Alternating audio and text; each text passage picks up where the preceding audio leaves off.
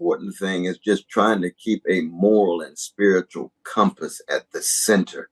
So even before we talk about DEI, talk about foreign policy, it seems to me we're at a moment now where we're seeing a kind of expansion of what I'd call a gangsterizing sensibility, which is push integrity, push honesty, push decency aside. And so empathy becomes an enemy, cruelty becomes a strategy, and truth becomes an afterthought. So Brother Robbie George, and he is a conservative Catholic brother who I love very deeply and respect. We taught together for 20 years at Princeton. We have deep ideological and political disagreements, but he's my brother. And he's in many ways like family. So the question becomes, how do you stay in contact with the humanity of other people that you have deep disagreement in a moment in which your culture is being more and more gangsterized? Give me an example of the gangsterism. Give me one very vivid example of the gangsterism.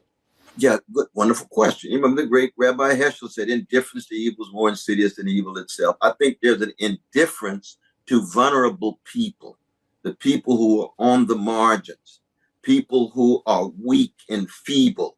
There's not attempt to embrace and have a compassion, even when we have disagreements in policy.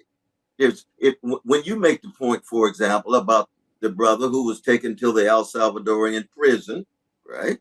And we know that they got it wrong because every institution is going to be fallen in some way. These are human beings. They definitely got it wrong. And we ought to bring him back. I don't hear that from any of the officials in Washington. They said they're not interested, even though they know that he's there. That's an excellent point.